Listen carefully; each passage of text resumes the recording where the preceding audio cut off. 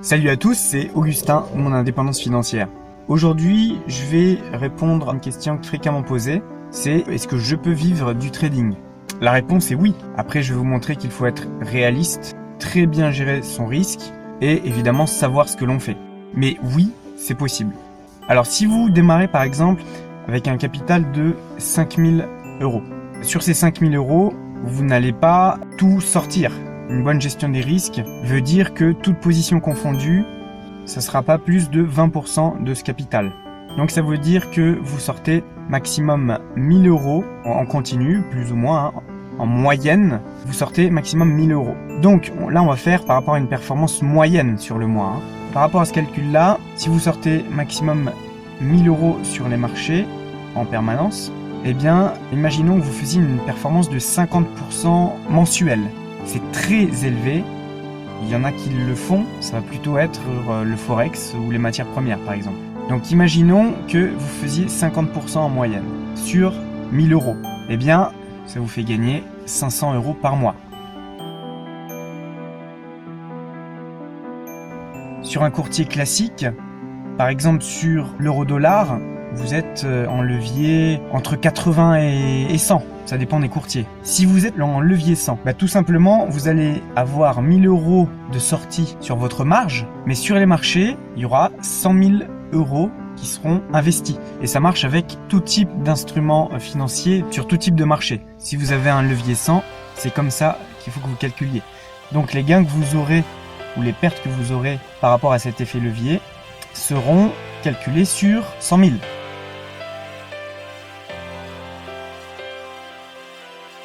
Vous pouvez tout à fait avoir un levier donc assez fort, on va dire 100 en moyenne, mais si vous respectez par exemple 2-3% maximum de votre capital par trade et 20% maximum en cumulé, vous pouvez tout à fait avoir un effet levier.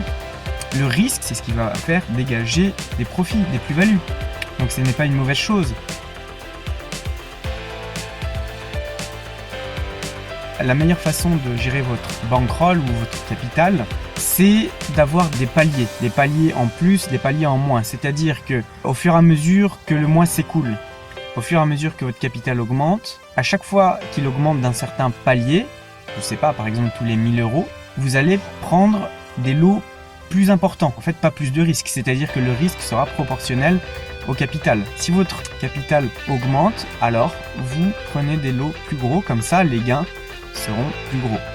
Ça marche aussi à l'inverse. Si votre capital s'amenuise au cours du mois, vous allez réduire la taille de vos positions. Donc finalement, c'est ce que les anglo-saxons appellent le compounding, c'est la puissance de l'effet cumulé. C'est pour ça qu'on ne peut pas faire de calcul simple, linéaire.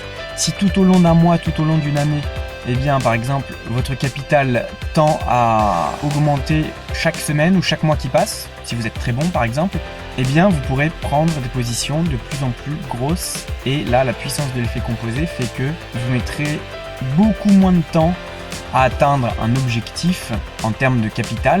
Vous mettrez par exemple beaucoup moins de temps à atteindre 100 000 euros de gains si vous utilisez le compounding plutôt que si tous les mois par exemple vous faites un retrait de vos gains et que vous redémarrez à chaque mois à 5 000 euros de capital.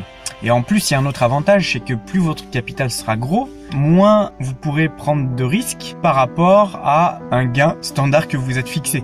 Si votre but, c'est de gagner 1500 euros par mois, ça sera beaucoup plus facile à faire et avec moins de risques avec 50 000 euros qu'avec 5 000.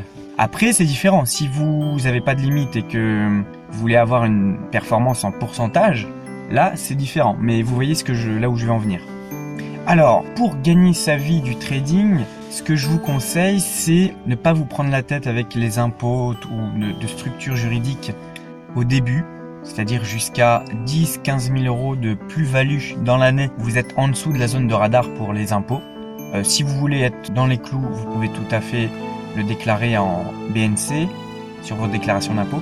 Mais grosso modo, si par exemple vos gains sur toute l'année restent chez le broker ou que vous faites des retraits non réguliers d'un montant pas très élevé, vous pouvez tout à fait, même la première ou les premières années, profiter de vos gains sans vous prendre la tête. Parce que croyez-moi, si vous créez une structure juridique dès lors que, par exemple, la première année, vous avez fait plus-value de 100%, disons. Si la deuxième année, vous décidez de créer une structure juridique pour ça, par exemple une entreprise, alors là, il faudra comptabiliser tous les frais. Les frais de création, les frais de comptable, les frais bancaires professionnels, enfin de compte pro, les bilans chaque année, etc., etc. Donc là, votre capital va s'amenuiser et en plus, vous allez avoir l'impression chaque mois de trader non pas pour vous, mais pour payer les frais. Et il n'y a rien de pire que ça. Donc, attendez de créer une structure juridique quand l'évidence s'en fait sentir. C'est-à-dire que quand vous décidez qu'il vaut mieux payer 33%, enfin maintenant ça peut être 20 et quelques pourcents, qu'il vaut mieux payer ça en impôts dans une société, ou même de garder ça dans vos holdings ou de réinvestir, etc. Ça peut être plus intéressant que, par exemple, déclarer en BNC ou autre. En plus, vous pouvez cotiser à la retraite, vous verser un salaire, etc., etc. Ça a aussi des avantages, mais ne le faites pas trop tôt.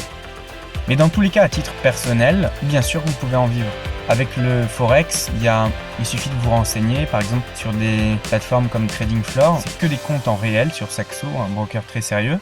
Et vous avez des gens qui, par exemple, en 5 ans, ont fait entre 500 et 1000%. Donc, ouais, c'est tout à fait possible. Moi-même, j'ai eu des mois, j'avais un très fort levier. J'appliquais pas forcément au début les conseils de gestion de money management que je vous donne là, mais j'ai eu des mois à plus 50, plus 70%. Même un mois, avec 10 000 de capital, j'avais fait 8 000 de plus-value. Donc, théoriquement, bien sûr que vous pouvez le faire. Si je l'ai fait, vous pouvez le faire aussi. Et il faudrait que vous teniez cette performance tout du long. Donc c'est théorique. Mais bien sûr qu'il y aura des hauts et des bas.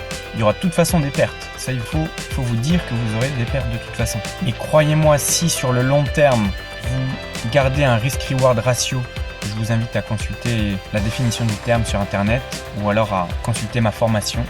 Si vous conservez un risk-reward ratio, par exemple, de 3 pour 1 minimum, c'est-à-dire que vous ne rentrez pas dans un trade si vous n'estimez pas que, en gros, il y a 3 fois plus à gagner qu'à perdre, et bien là, vous aurez une gestion du capital qui sera saine. C'est-à-dire, pour simplifier, je rentre dans une position si j'estime qu'il y a un objectif faisable à plus 300 pips et que j'ai un stop à moins 100 pips.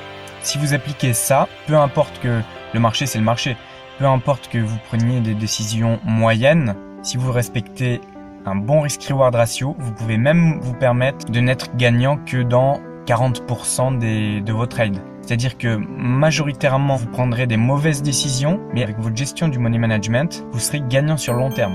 Alors qu'à l'inverse, certains affichent une performance par trade très élevée, qui ont par exemple raison 75-80% du temps, mais s'ils ont une très mauvaise gestion de leur capital, par exemple si à chaque fois qu'ils prennent un trade, ils ont un stop à moins 100 et un objectif à plus 100, c'est une chance sur deux.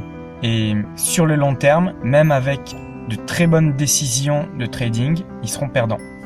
Donc la base, c'est d'apprendre bien sûr les techniques de base, de travailler son mental et de savoir ce qu'on fait. Et si vous savez ce que vous faites, alors vous pouvez tout à fait être gagnant. Et je vous laisse imaginer la puissance de l'effet composé, de l'effet cumulé. Le premier mois, vous faites 10%. Vous avez un capital de 5 000 €. Le deuxième mois, vous attaquez si vous n'avez pas retiré vos gains. Si vous gardez ces gains, troisième mois, etc., etc., etc. Sur le papier, vous imaginez le potentiel que ça a. C'est comme ça qu'il faut réfléchir, comme ça qu'il faut calculer quand vous êtes sur les marchés financiers, dans la finance.